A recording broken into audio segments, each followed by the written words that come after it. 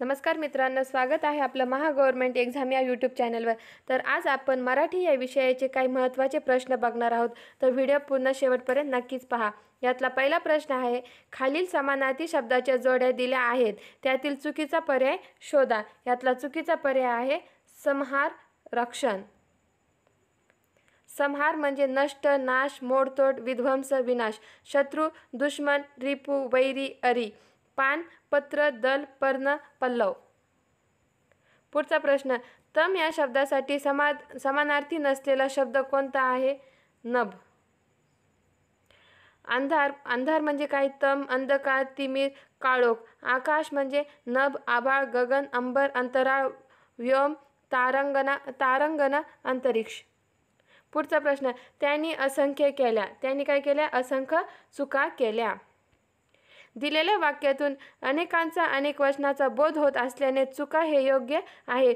चूक हे अनेक वचन, चूक या शब्दाचे अनेक वचन काय आहे? चुका। खालीलपैकी चुकीचा पर्याय कोणता? यातला चुकीचा पर्याय आहे मी भारताचा नागरिक आहे। हा भूतकाळ आहे। भूतकाळ म्हणजे हा चुकीचा आहे। मी भारताचा नागरिक आहे हा वर्तमान काळ आहे। पहिल्या वाक्यामधील वाक्य हे वर्तमान काळाचे असून ते भूतकाळाचे दिले असल्याने चुकीचे आहे। पुढचा प्रश्न, खालील भावी प्रयोगाचे उदाहरण ओळखा। याचं उत्तर आहे रामाने रावणास मारले।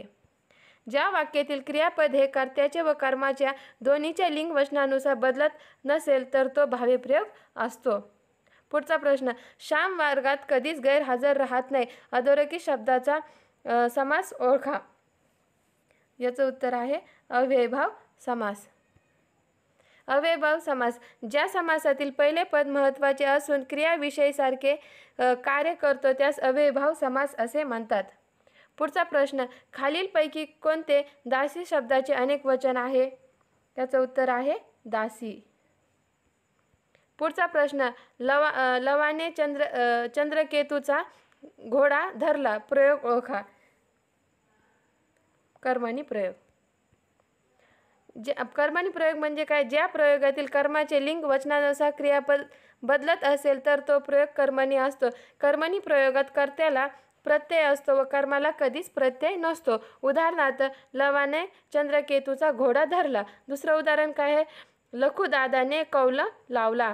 तिसरं उदाहरण, सुहासने गोष्टीचे पुस्तक वाचले। खालीलपैकी कोणते पुराण कर्मणी प्रयोगाचे उदाहरण आहे? याचं उत्तर आहे नळे इंद्राशी असे बोली जेले।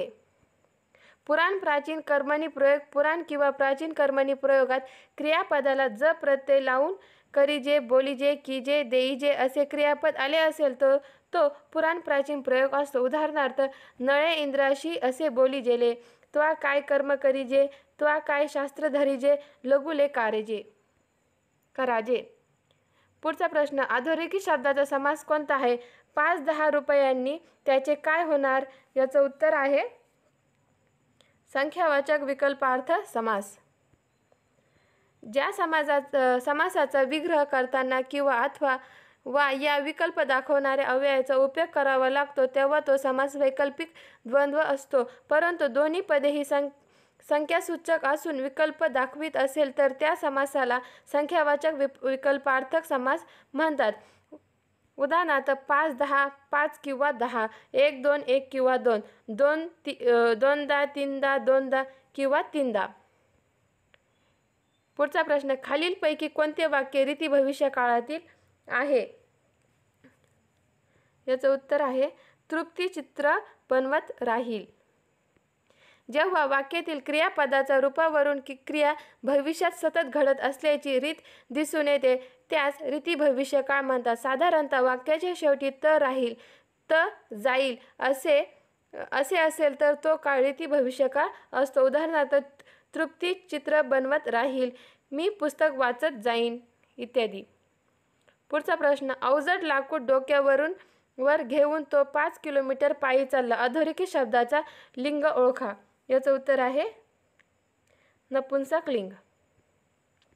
नामाच्या रूपावरून पुरुष जातीचा किंवा स्त्री जातीचा बोध होत नसल्याने त्याला नपुंसक लिंग असे म्हणतात।